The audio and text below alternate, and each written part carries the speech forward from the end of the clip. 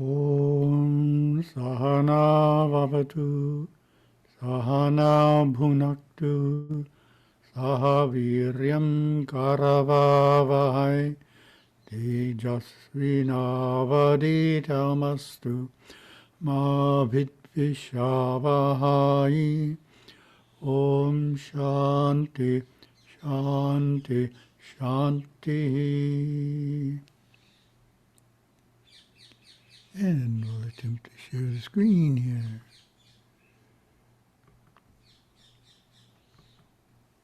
Okay, March 10th, 2024 in Asia. Happy Mahashivaratri time. Still enjoying the aftermath vibration of our wonderful ceremony in Yerevan Temple. See what we have today here. First topic. Worship in the home. So this is something you're familiar with, but there may be a few points that you hadn't thought about before, and someone who's new may have not heard this idea from Gurudeva. Puja in the home connects the family with the divinities, bringing protection, right living, and shared spirituality.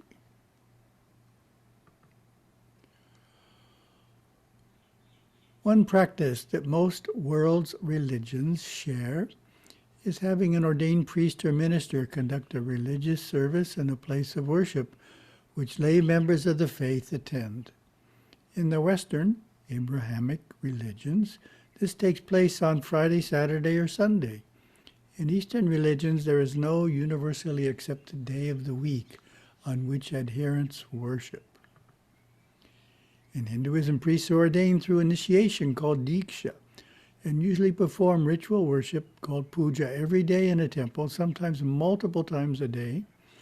As explained in our Hindu lexicon, Puja, the worship of a murti through water lights and flowers in temples and shrines, is the agamic counterpart of the Vedic yajna rite, in which offerings are conveyed through the sacred home of fire.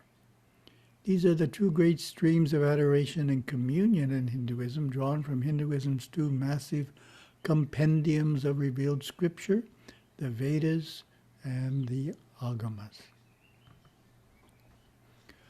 Puja performed in temples, often complex in nature, is called Parartha Puja, which means it is done for the benefit of others, for those attending, but also for the wider world, for humanity. In Hinduism, two popular days for the faithful to attend these temple pujas are Monday and Friday. However, in urban areas, many Hindus attend a temple on Sunday, as it is a day off, therefore more convenient than weekdays. Nice photo there, that's Penang. What is different in Hinduism is that significant worship also takes place in the home, ideally on a daily basis. Commonly conducted by the husband, sometimes by the oldest son, it is called Atmartha Puja, which means puja done for oneself. Even priests perform daily Atmartha Puja in their own homes. So that's very important. So we have two types of puja, Parartha for others and Atmartha for oneself. The Karana Agama explains, only a well-qualified priest may perform both Atmartha Puja, worship for oneself, and Parartha Puja, worship for others. Agama also says, worship of one's chosen linga by anyone in their own home for divine protection is called Atmartha Puja. In other words, in Hinduism, it is traditional for a family man to function as a lay priest in his own home. There is an excellent testimony about home puja in the introduction to Himalayan Academy's publication, Living with Shiva. Every Hindu family in our village had a home shrine where the family members worshiped their gods. Even the poorest set aside a place for this. Rituals are periodic celebrations which are religious and spiritual in character, and they address the inward feelings rather than outward. Such pujas and rituals give an individual a chance to pause, look inward, and concentrate on something more meaningful, more profound than mere materialism and the daily drudgery of life. Worships and rejoicings in the name of God, fasting and observances of special days enable people to look beyond the day-to-day life to a larger scheme of things. Nicely said there. In the best homes I know, the father performs the rites daily, and the family joins and assists. I guess it's like the old adage, the family that prays together stays together. Even in the busy rat race of life in cosmopolitan areas like Mumbai or Los Angeles, there are many Hindus who perform at least a mini puja daily. They claim that even the small ritual of a few minutes a day makes them concentrate, feel elevated spiritually, brings their minds on an even keel, enabling them to perform better in their line of work. So that's the benefit there. Helps you concentrate, feel elevated spiritually, bring the mind to an even keel, perform better in their line of work. The room in which this worship takes place is called the home shrine. Ideally, it is a separate room unto itself. When that is not possible, a portion of a room that is less busy than other areas of the house can be used. So Gurudeva's emphasis on having a separate room for a home shrine being the ideal is unusual. You don't find other Hindu teachers stressing it as much as Gurudeva did. So we need a shrine room in the home at which we perform daily Atmartha Puja. Gurudeva gave this description of the ideal home shrine. Every Saivite maintains a home shrine. It is the most beautiful room in the house, an extension of the temple, the abode for deities and devas, and a holy refuge for daily worship and meditation. All Hindus have guardian devas who live on the astral plane and guard, and protect their lives. The great Mahadevas in the temple that the devotees frequent send their deva ambassadors into the homes to live with the devotees. A room is set aside for these permanent unseen guests, a room that the whole family can enter and sit in and commune inwardly with these refined beings who are dedicated to protecting the family generation after generation. Some of them are their own ancestors. That's when it's a strong family.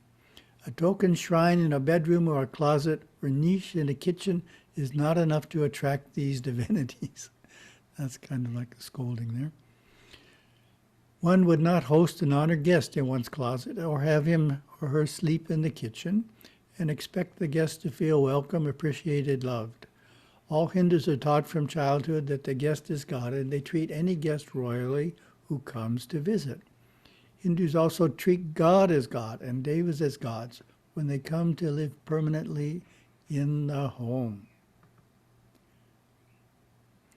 Gurudeva continues, the shrine room is meticulously cared for and not used for purposes other than worship, prayer, scriptural study, and meditation.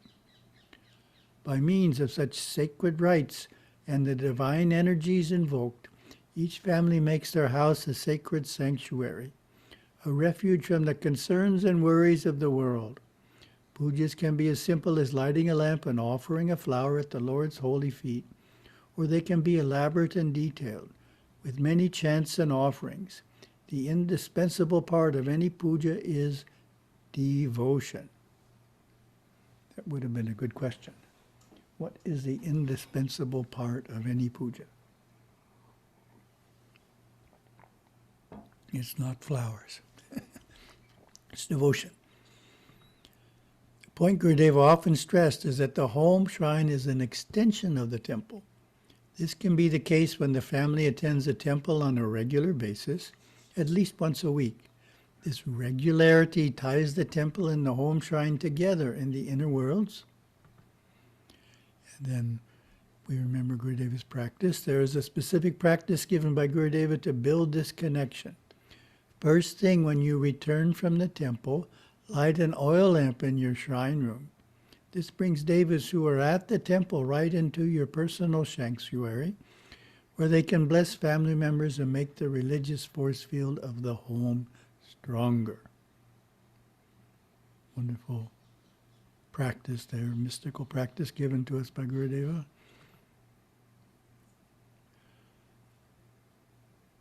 An important question to answer is, are all Hindus qualified to perform puja in their home? What do you think? Who can perform puja? Who can't perform puja? Who is qualified to perform puja in their home?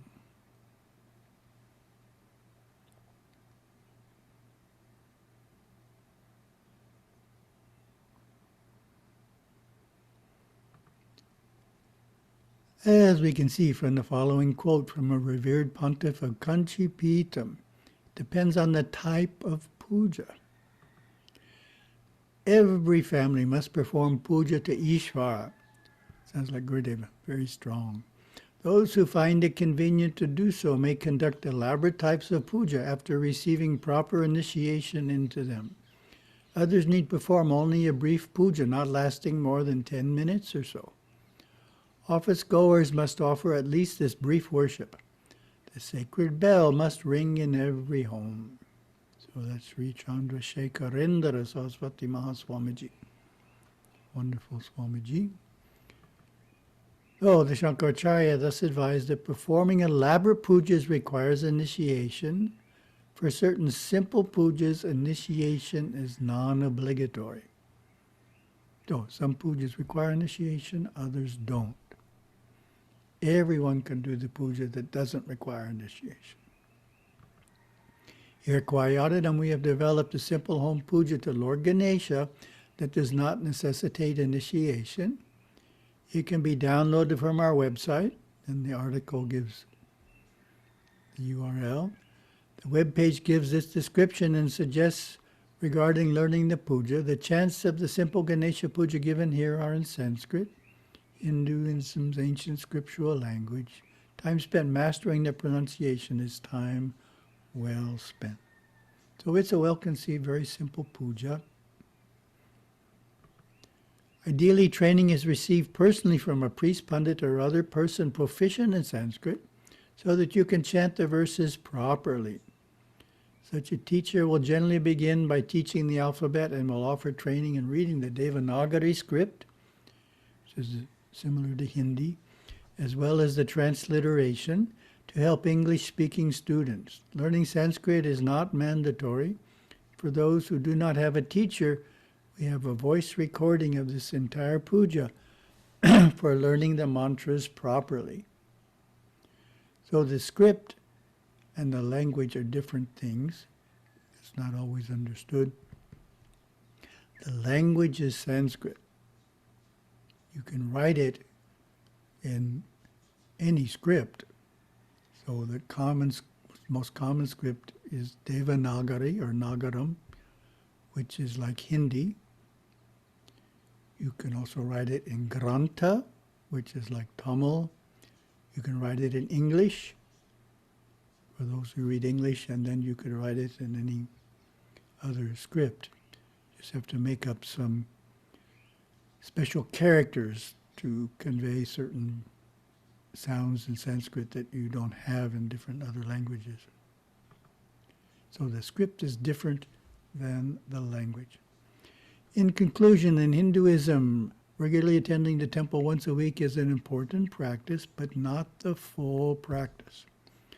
The other part is equally as important, which is having a shrine room in the home in which the husband performs a daily Atmartha Puja. Over time, this daily puja steadily increases the religious vibration within the home, which benefits all members of the family and helps them live more peaceful, more wholesome and successful lives. So that's Gurudeva's emphasis on the home shrine, which is an important part of living with Shiva, which means making the home feel like a temple. And let's see our second topic. Okay, 9 key spiritual qualities in children. Up to the 8th quality, parental closeness. Parental closeness finds fulfillment when children reach adulthood and choose to spend time with their parents because they really enjoy being with them. A strong bond of love and understanding exists. Sadly, the opposite is often the case. How is parental closeness developed? And how would you answer that question? How is parental closeness developed?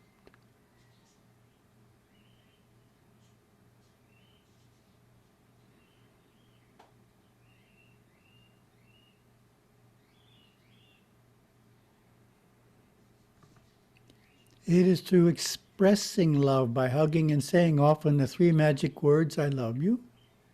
So love needs to be expressed, even by the father. Distance is developed by never expressing love. Closeness is nurtured by correcting a child's misbehavior with positive discipline methods, such as time out and appropriate natural and logical consequences. The use of physical violence, anger, irrational punishments, blame and shame cause distance, which may not be apparent at the time. It's a very interesting phenomenon. There's a time delay. So it looks like physical violence solves the problem when the child is 12 years old, but when the child is 24 years old, you see that it didn't. Caused another problem. No time delay. Closeness comes when quality time is spent together in activities that all members of the family enjoy. It is developed by the father's bonding with his sons and the mother's bonding with her daughters through developing common interests in hobbies or games and working on them together. It is protected when parents create in the home a non-threatening atmosphere of trust in which their children feel free to tell them everything they have done without fear of harsh consequences. They know their parents love them no matter what. A loving parental closeness strengthens all subsequent relationships children developed, even their relationship with God. So that's an interesting point. If children fear their father, then they can start out by fearing God, which is disadvantage. They have to overcome handicap. So we want to try and avoid that. Third topic, answering questions sent into satsang@hindu.org. In your opinion, what would be good practices to strengthen our emotional control, especially in hard times? What do you think? What's one way of strengthening emotional control, especially in hard times? So that's a very broad question, and there's many possible answers, not just one, so I chose one answer. Affirmations are an excellent tool to use to strengthen emotional control. For example, repeating the affirmation, I can, I will, I am able to accomplish what I plan. Remember, the threefold key to effectively utilizing affirmations is 1. Keep the mind focused on the meaning of what you are saying. 2. Hold in your mind a visualization that shows the result you want to achieve. And 3. Feel in the present how you will feel later when you have achieved what the affirmation describes. Though the feeling is the part that people sometimes leave out, according to Gurudeva. So how do we cultivate the correct feeling? One way is you can remember a major event in the past of being successful. So just remember that, and you'll have that feeling of being successful at that moment, and therefore you will have the right feeling for your affirmation. Thank you very much. Oh.